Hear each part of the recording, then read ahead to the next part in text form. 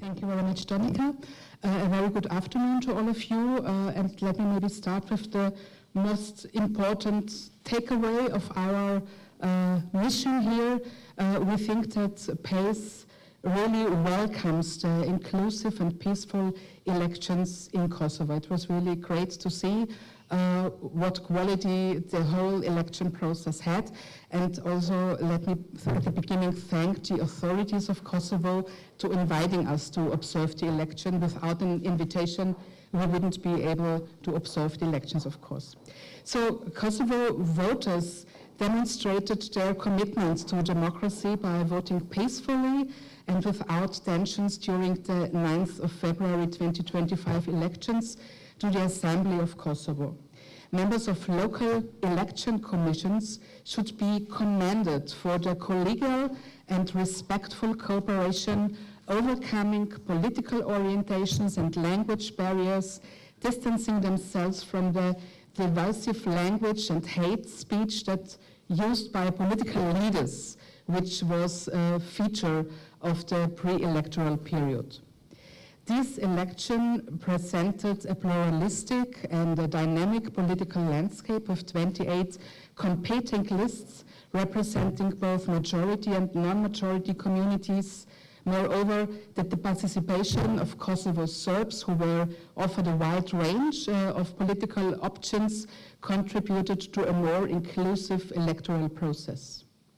Our 24-member delegation, where I had the pleasure to be the chair of, was comprised by 18 members of parliament, representatives of the Venice Commission and staff who observed the elections in Kosovo in the time span between the 7th and the 10th of February. The 11 observer teams were deployed all over the country, and you will be able to read where exactly, in what locations and cities exactly, in the press paper you will get directly after the press conference outside in paper copies. These elections were conducted in accordance with the election law of 2023. The nation acknowledges that the amendments to the law aim to improve the overall transparency of the electoral process.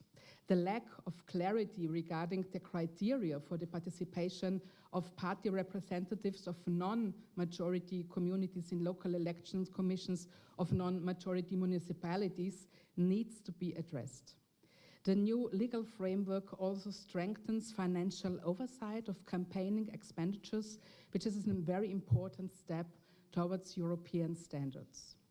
The law provides a gender quota on party lists. However, the representation of women remains low, and we will see if the preferential vote system for seats allocation will negatively or positively affect the number of women elected.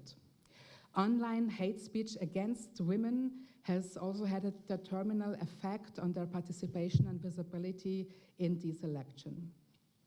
Awareness raising in existing tools and possibilities to assist people with special needs should be reinforced. Adequate measures to ensure access for persons with disability or with reduced mobility should also be implemented in all polling stations to guarantee access to the fundamental right to vote for all eligible voters. During its pre-electoral mission a month ago, the delegation noted that the election campaign was generally calm, despite polarization and inflammatory rhetoric reported to the Electoral Complaints and Appeals Panel.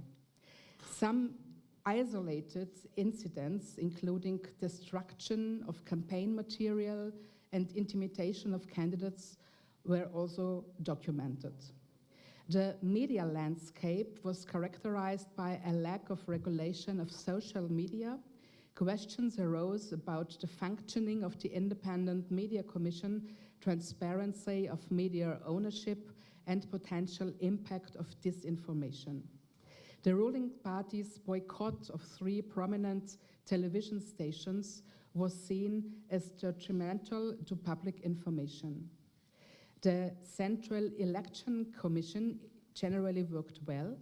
it had to deal with last-minute challenges arising from public procurement, for example, problems with transportation of election materials abroad, or the quality issues with the ink that was used in the polling stations. The last-minute decision to allow the use of expired Kosovo identification documents also caused some confusion. Training of the electoral administration, which was sometimes perceived as late and insufficient, voter education, and the display of electoral information in the polling stations could be improved. The delayed online publication of the preliminary results was also seen as a shortcoming.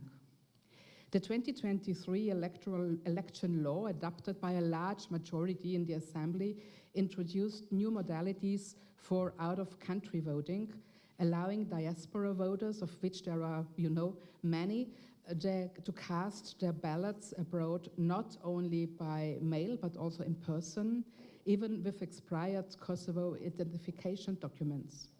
While the expansion of the opportunity for out-of-country voting is very welcome, the authorities must address the issue of the voters' lists, which must be accurate and reflect the reality both at home and abroad. Inaccuracies in the civil register led to outdated voters' lists, which paves way for a lack of confidence and fear of possible manipulation. Mechanisms should therefore be put in place to ensure that the civil register and voters' lists are continuously kept up to date and factually accurate. The delegation, to conclude, the delegation's election observation report will be discussed at the PACE April part session, and the Parliamentary Assembly of the Council of Europe, such as the Venice Commission, stand ready to cooperate with a view to further improve the electoral framework of Kosovo.